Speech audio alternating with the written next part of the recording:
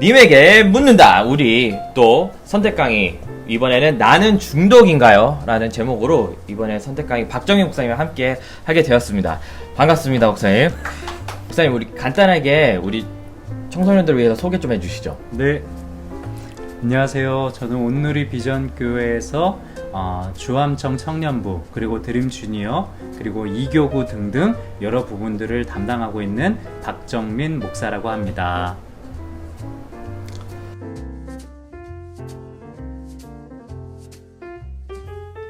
저도 한때 중독에 빠진 적이 있죠. 중학교 때일까요? 지금으로부터 한 20몇 년 전에, 그때는 컴퓨터가 가정에 한 대밖에 없었어요. 지금처럼 네. 휴대폰도 없고. 그런데 그 컴퓨터 안에 또 이제 게임이 얼마나 재밌습니까? 지금도 물론 문제지만 그 당시에도 똑같이 그 게임이 조금 문제가 있었어요.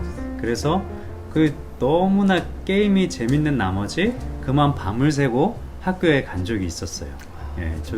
그러고 나서 그때 어머니로부터 야, 이 게임 마귀야 이 소리를 한번 듣고는 컴퓨터를 아예 처분을 한 기억이 납니다. 예전이나 지금이나 별 차이가 없는 것 같습니다. 맞아요. 저도 사실 최근에 그런 경험이 있었죠. 저도 대학교 때 아주 열심히 게임을 해서 엄청나게 잔소리를 많이 들었던 기억들이 아마 납니다. 이 얘기를 듣는 우리 중고등부 학생들은 굉장히 많이 공감을 할 거예요. 네, 맞습니다.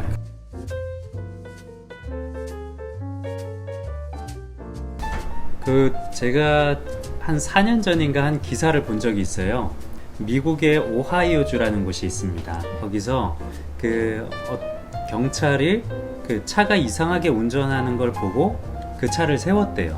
처음에는 음주운전인 줄 알고 이제 차를 세웠는데, 차를 세우고 보니까 이제 두 부부가 타고 있었는데 둘 다 술을 마시지 않았는데, 보니까 그 심각한 마약 중독 때문에 한 명은 거의 반사 상태이고 한 명도 정신을 차리지 못하고 눈을 거의 감다시피 운전을 하는 그런 상황이었다고 해요. 근데 여기서 더 놀라운 것은 뒤에 그 부부의 아이가 앉아 있었다는 겁니다. 겨우 4살밖에 되지 않은. 그 마약 중독에 빠지면은 자기가 보살펴야 할 그런 4살짜리 아들이 있음에도 불구하고 그거를 참지 못하고 그렇게 마약에 손을 대는. 그래서 중독이 무서운 것 같아요. 중독이 무서운 이유가 내가 나답지 못하게 살게 해주는 게 그게 제일 무서운 것 같아요. 네, 맞습니다. 이게 아무래도 중독에 빠지면 원래 해야 되는 일을 못하게 만드는 그런 경우가 많은 것 같은데요. 제가 대학 시절만 생각해봐도 게임만 너무 열심히 해서 공부를 안 했던 적들이 많죠. 그래서 참 여러 가지로 안 좋은 부분이 있는데, 총 안 맞으셨어요? 총은 눈총만 맞았습니다. 빠방. 네, 총은 다행히 맞진 않았고요. 미국이 생각보다 그렇게 총이 자주 보이는 데는 아닙니다. 그래요. 네.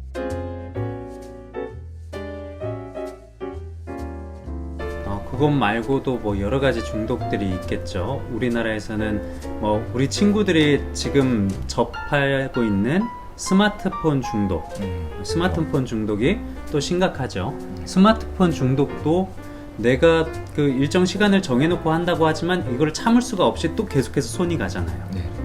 저도 지금은 수원에서 살고 있지만 서울에서 살고 있을 때 출퇴근할 때 지하철을 타고 출퇴근을 한단 말이에요. 근데 지하철을 타고 있을 때 사람들의 모습을 보니까 정말 10명 중에 9.5명은 다 휴대폰만 이렇게 보고 있더라고요. 다 보고 있고 그 옆 사람과의 교류가 완전히 끊긴. 또 중독이라는 것이 뭐 이렇게 얘기하시는 분들이 있을 것 같아요. 뭐 독서 중독, 예배 중독, 뭐 이렇게 얘기할 수 있을 것 같은데, 중독이란 거는 사실 나를 나답지 못하게 살게 하는, 더 나를 안 좋게 만드는 행위, 그게 중독인 것 같아요. 책을 읽는다거나 뭐 우리가 예배를 많이 드린다거나 이런 거는 사실 우리가 좀 더 나은 사람이 되는 거지만, 그 뭐 스마트폰을 통해서 계속해서 게임에 심취해서 내가 나답게 살지 못한다거나, 아니면 알코올 중독에 빠졌다거나, 뭐 여러 가지 안 좋은 것들을 통해서 내가 나빠지는, 그게 좀 많이 안 좋은 것 같아요.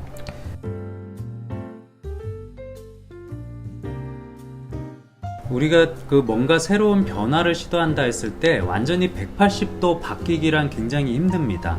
그렇게 하면 오히려 더 빨리 포기하게 돼요. 다시 중독의 상태로 들어갑니다. 예를 들면 다이어트로 비교해 볼 수도 있을 것 같은데, 내가 만약에 그 하루에 라면을 한 번에 먹을 때 라면을 2개씩 먹는데, 근데 다이어트를 한다고 아예 확 끊어버린다? 그러면 안 돼요. 그러면은 몸이 받아들이질 못합니다. 서서히 줄여나가는 게 되게 중요해요. 그래서 뭐 스마트폰 중독이라든지 아니면 그 밖에 여러 가지 중독, 뭐 컴퓨터 게임 중독이라든지 이런 것들이 있을 때 내가 이거를 줄이겠다. 그러니까 오늘부터 아예 끊어버려야지. 그러면 절대 못 끊습니다. 시간을 서서히 줄여가는 게 중요해요. 하루에 내가 만약에 이 스마트폰 아니면 컴퓨터를 5시간 이상 한다. 그러면 거기서 처음에는 30분씩 줄여보는 거예요. 30분씩 줄여보고 그 다음엔 1시간 줄여보고 그 다음에는 1시간 반을 줄여보고, 그렇게 시간을 점차 두고선 줄이는 노력을 해야 내가 중독에서부터 벗어날 수가 있지, 한꺼번에 내가 이거를 완전히 바꿔버리겠다, 그거는 사실상 불가능에 가깝다고 볼 수 있습니다.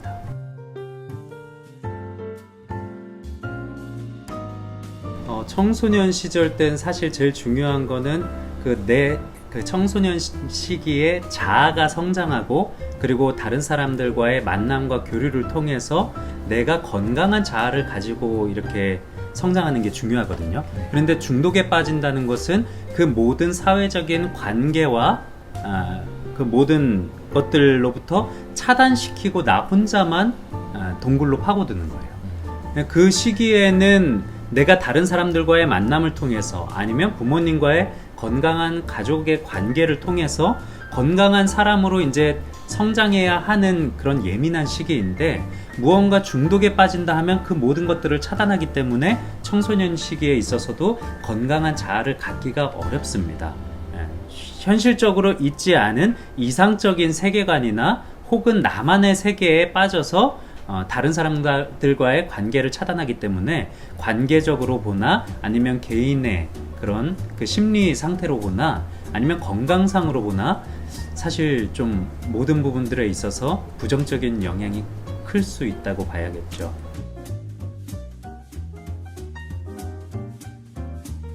신앙생활에 있어서도 사실 우리가 뭐 모든 것들이 그렇지만 균형이라는 게 사실 굉장히 중요한 것 같아요. 살아가면서 뭐 밥도 균형 있게 이런저런 그 영양소를 골고루 섭취해야 좋지, 그 탄수화물만 섭취한다든지 아니면 어느 한 영양소만 섭취를 하면 영양 불균형이 찾아와서 몸이 건강하게 자랄 수가 없잖아요. 우리가 신앙생활을 하는 데 있어서도 그런 중독이란 것이 우리의 삶에 들어오게 된다면 그 요소로 인해서 우리가 건강한 여러 다른 신앙적인 요소, 기도라든지 찬양이라든지 말씀, 이런 것들이 방해를 받게 됩니다.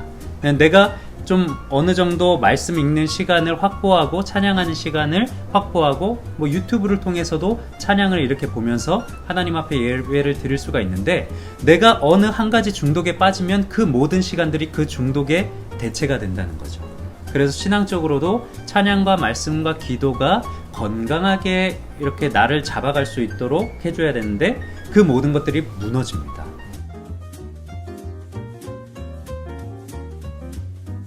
사실 중독이라고 하는 것의 그 원어적인 그런 의미를 찾아보니까 우리의 신체에 안 좋은 독성이 찾아와서 우리 몸을 해치는 거라고 하더라고요. 근데 예배라는 부분은 사실 하나님께 공급받는 것이기 때문에 하나님께서 우리를 망치실 거라고 생각하지는 않고요. 하나님께 예배를 드리고 또 드리고 하면 할수록 하나님과의 관계가 깊어지고, 그리고 하나님은 그런 관계를 통해서 많은 사람들에게 좋은 영향을 줄 수 있는 에너지를 주시기 때문에 우리가 신앙생활을 이렇게 건강하게 또 여러 다방면으로 할 수 있다는 것은 저는 좋은 현상이라고 생각합니다. 네.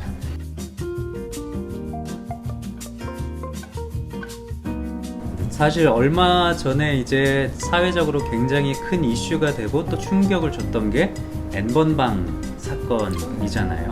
그 사건에 연루되어서 잡힌 사람들을 근데 보니까 다 20대 초반 또는 20대 중반 그런 사람들이더라고요. 그래서 그런 사람들이 그런 음란물 영상을 많이 유포하고 올린 이유가 그 수요가 많기 때문에, 그것을 찾아보는 사람들이 많기 때문이잖아요. 그래서 우리가 음란물이나 이런 영상을 보는 것이 위험한 이유가 1차적으로만 보는 게 아니라 그렇게 2차, 3차적으로 다른 사람들에게 피해를 입히는 게 사실은 큰 문제라고 생각을 합니다.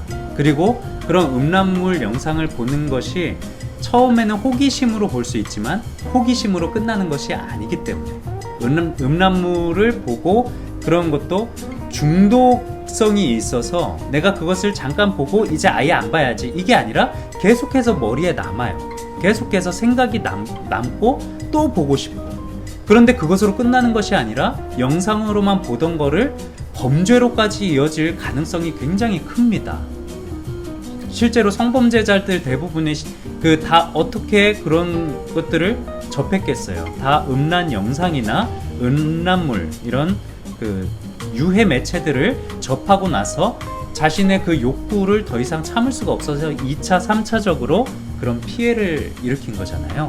그렇기 때문에 어떻게 보면 우리 학창 시절 때, 우리 중고등학교 시절 때 그 성적으로 호기심이 많이 생기는 시기인 건 당연한데, 근데 그것들을 좀 음란물 영상을 계속해서 접하면서 안 좋은 쪽으로 가기보다 좀 부모님과 내가 이런저런 고민이 있어요.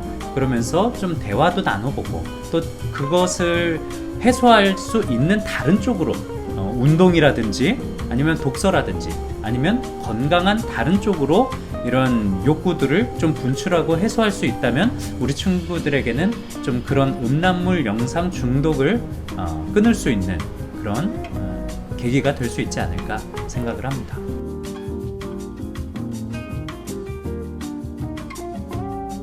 굉장히 저는 10대 생활에 그 신앙의 친구들을 많이 만났어요. 그래서 그 친구들과 지금 20년이 지나도록 또 계속해서 신앙의 이야기를 많이 나누고 있고, 그래서 여러분들 저는 뭐 공부하라, 그리고 뭐 꿈을 가져라, 이것보다도 제가 추천할 수 있는 것은 좋은 친구를 만드셨으면 좋겠습니다. 좋은 친구들, 나에게 좀 좋은 에너지를 줄 수 있고 또 나도 좋은 에너지를 주는 그런 친구가 되었으면 좋겠어요.